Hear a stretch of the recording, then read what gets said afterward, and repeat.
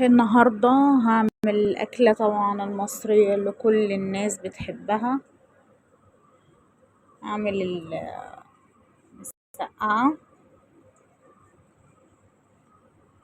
بقطع البتنجان اهو،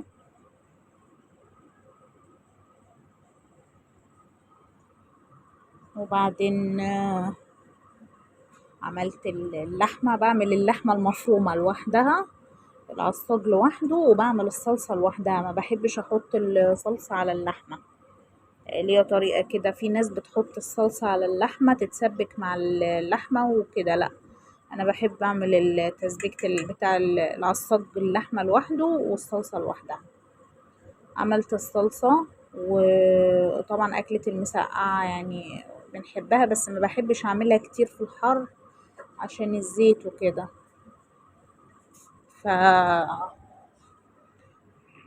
المسقعة ودي الصلصة، وحطيت طبعا البهارات وكل حاجة، والسبع بهارات والفلفل الاسود والملح وكل حاجة في العصاج بتاع اللحمة. ونفس الموضوع مع واحدة ماجي في صلصة الطماطم. وعملت البتنجان اهو قليته، يعني مش شارب زيت، حلو البتنجان ناشف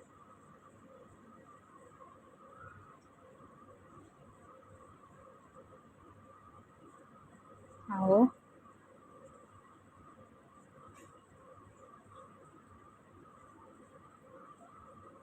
أكلة خفيفة برضو حلوة في الصيف مع بطيخ وشمام بس. وحطيت الصينية في الفرن، وبعدين طلعتها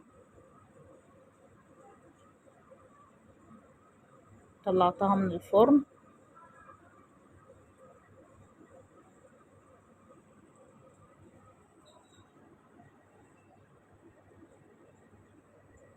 طلعتها من الفرن اهو.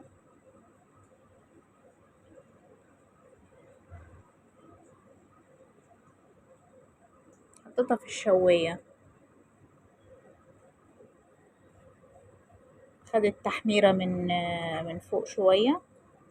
بعد ما رصيتها دخلتها الشواية، حمرتها من فوق، لان هي اساسا كل حاجة فيها مستوية. اول البتنجان مع اللحمة دقته طعمه تحفة طبعا. كله بيحب الأكلة دي في الصيف بالذات، مع بطيخ أو مثلا جنب عنب أو أي حاجة أو سلطة. وعملت بطاطس شيبسي وبهرتها،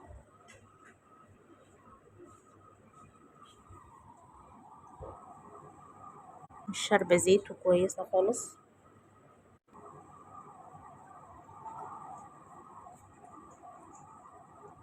ودي كانت أكلتنا النهاردة، أكلة خفيفة وفي الصيف، وحبيت أشارك الروتين بتاعي معاكم في الأكل.